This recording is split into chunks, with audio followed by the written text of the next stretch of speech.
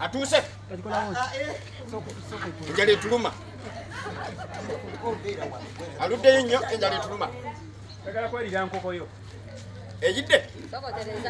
Sebanga banfulireyo kakoko. Oba ogenda kubba nzibe. Bayinza olowooza tebamanyi simanyi gye bagifumbidde. Capital Music kwetulize lujja era nga wano wetuliye surprise attack ekoleddwa Tata Sam, omukulu Robert Sande, Mama Sam, Lydia Nakito, Senga Sebanga naye abaddewo nnyo n'emikwano gya Tata Sam saako omwana mama azaala abaana. So bonna weebali olw'embeera okulaba nti akabaga kano bakafula ak'enjawulo. Sinaka tuza okubeera nga tubeegattako olw'embeera nti batukkiriza nti amaanyi weegali era tulina okubeera nga tubeera ku mukolo guno. Ensonga lwaki tuze ate era nga bwe twabasuubiza n'obula ng'omukolesa ebbanga tubeera basiponsers bangi okuli Sozo Properties. Sozo Properties agula ebintu ebikozeko ebyomubujure Gym Saloon nga bikyali mu mbeera nnungi nnyo. Kosaka Samitala Kagwa Logistic Company abantu basaabaza ebintu okubijja e China nga babitwala mu Uganda ate n'okubijja bitwala e China n'omukunzi wali ku mulundi guno. Enamba z'essimu tubeera nazawo wansi mpolampola ng'omukolo ogwanyumira. Kozesa bannaffe abaziwa and Sons bano suppliers n'ebikozesebwa mu kisenge. Oyagala essuuka ennungi, oyagala duvet, oyagala buli kimu ekikozesebwa mu kisenge, genda kukwanake n'enamba z'essimu era weziri awo wansi. Kozesa Kato Akra Construction ayagala pulaani y'ennyumba ennungi eya buli kimu. Kozesa biodigester, septic tank eriko babayita bakato Akra banoonyeko awekyo ekibeera nga tuli ku Capital Music nga lujja kikuddemu ku ground kwe tuli byonna ebigenda mu maaso wano ngenda kuba nga bifuna bulungi nnyo kamba kwasa muganda wange Senga Sebbanga ate era embeera abere nga gyongerako ate ntumiraani bannange ntumira abakyala bonna abali wano n'entumira n'abaami bonna abali wano.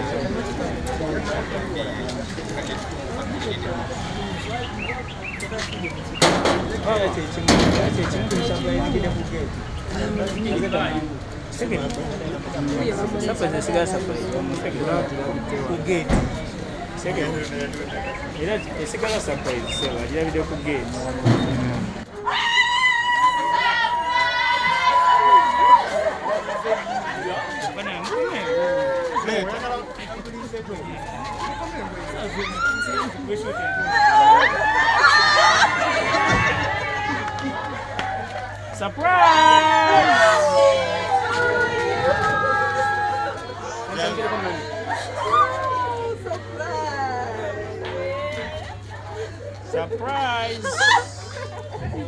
Happy birthday to you. Happy birthday to you. Akalulu kaliwa. Happy birthday, dear Anna. Happy birthday to you. Tukadde mukumu. Happy birthday to you. Happy birthday to you. Happy birthday, dear Aida. Happy birthday to you. Kyentana tumwesikiddeyo mwesikize. Naye nga tweyanziza mwebale kubeerawo ku lwa muganda waffe Taata Sam abasinga gwe tumanyi nga Sandy Robert ng'akulira mukyala we maama w'abaana kasa mama balina erinnya lye bamuyita ng'ogyeko erya Mrs. alina erinnya ly'omwana Mama Raymond.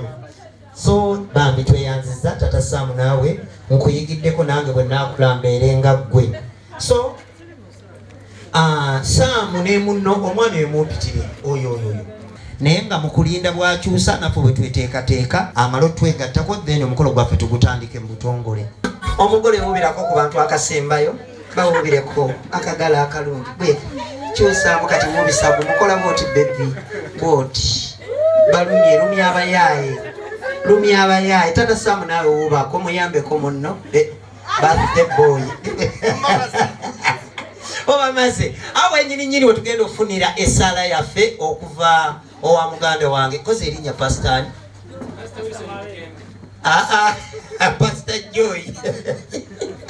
Pastor Joy oyimirire wano wali kisaabagi ejjatuuka. Mbasaba mwewombeke tusabe. Buli omu agenda kusaba mu ddiini ye naye nze nagenda kusaba mu yange. Linnya lya Patiri n'erya Mwana n'erya Mwoyo Mutuukirivu. Kitaffe ali mu ggulu erinnya lyo litiibwe, Bwakabaka bubujje, byagala bikolebwa mu nsi nga bwe bikolebwa mu ggulu. Tuweerere emmere yaffe eya buli lunaku, batusonyiwe ebibi byaffe, naffe busonyiwa abo abatukola obubi. Totutwala mu kukemebwa, naye tulokole mu bubi. Amiina. Ayi Mukama Katonda omulungi, tukwebaza olw'olunaku lwa leero, tukwebaza olw'ekirabo eky'obulamu, tukwebaza olwa famire ya Taata Sam ne Mama Sam, aye tukwebaza wamu ne Taata Sam Comedy House, naye okusingira ddala tukwebaza olw'ekirabo eky'obulamu bwa Mrs. Mukyala Aida oba mukyala Taata Sam Mama Raymond. Tata tukusaba otukulemberemu mu lunaku lwa leero bulungi, otuwe elemu emikisa olunaku lwa leero tuluteeka mu mikono gyo, atukusaba olutukuze mu linnya lya Yesu Kristo Mukama waffe. Linnya lya Patiri n'erya Mwana n'erya Mwoyo. Pastor Joy gwasinga bamumpere ku bugalo Pastor waffe omulungi. Awe nyini Pastor nga watusabidde buli kimu kyonna tukiwonzeeyo mu mikono gy'omutonzi wamu n'ebyokulya byaffe. Abagole mukwata akambe tusooka eriwa eriko emmotoka linda zonna tuzisale lumu eriwa gwe taata lindako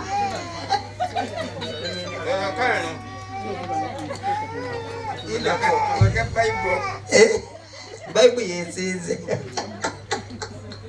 ne Taata Sam nze bujo manyi ofa nnyo ku bya nkoko buli kyakulya. Amiina. Mukama akuwa omukisa. Zombi ozigase Mama Sam naye olireeta alina bbuba. Kale tugenda kubala okuva ku 10 8 6 4 2 1 0. Nga tukyaselebratinga kino Taata Sam kyakoze sikirabanga nakirabako mpozi ku mbaga emu ey'amajanja kubanga agasse ebintu ejjinja limu likubye ebinyonyi bimeka 2. Tuyina omwana waffe mu lujja muno gwe bayita Raymond ye first born mu Afghanistan. So Raymond ono amazaalibwa ge nago gaatuuka naye era twagagasse ne celebrating olunaku lutya lumu. Naye keeka agenda naye kusala ye maama asaze ya Bible oli asaze ya mmotoka etambula. So Raymond asooka atubuuzeeko batugabe mu Afghanistan. Raymond, tell the people who is who. You can talk to them. Will you try to speak some little Luganda? You can talk to them. Luganda luja musombwa. Speak anything. Hello. I'm happy to see you.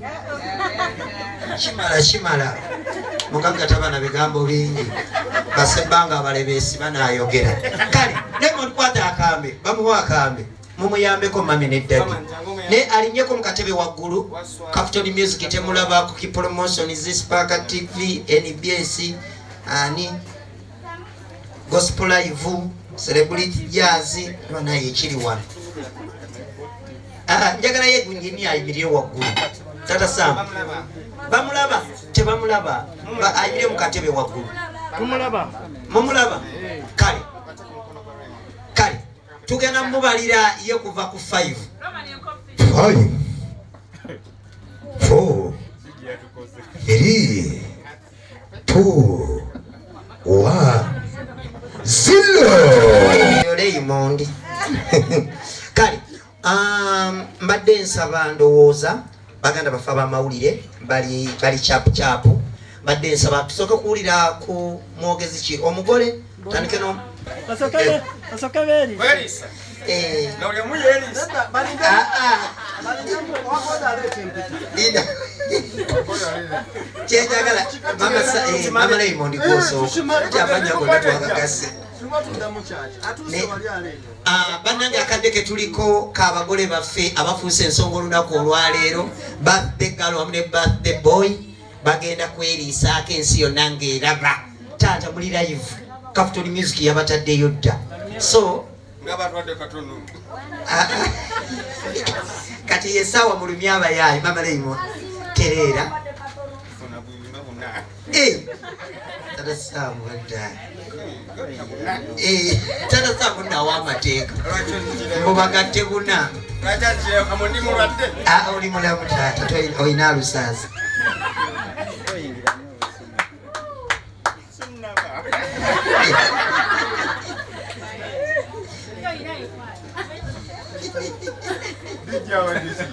Atakubira ki nange namaziriza Ida kukatata Samu yakwata mwanyina wumuza afukamira omwana nga bamukoza bulungi we Masaka walimba denga akute bintu kati nyumunguza obadde tonnalya luli abadde oyoza mulinga abooze luli adde ayoza tofukamira gwe taata Katamba sikala waggulu atotuwa bakwongere mama Raymond nange ndisaako ensinga eraba ati agabula bantu amaleeta mama Samu mulizo ngati nazo simpaddeeko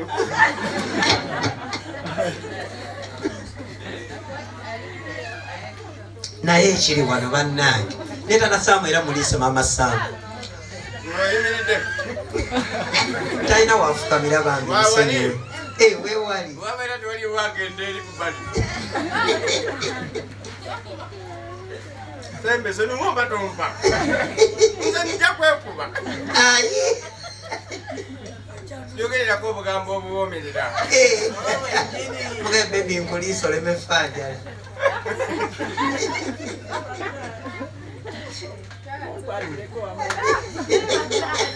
kale ekyokunywa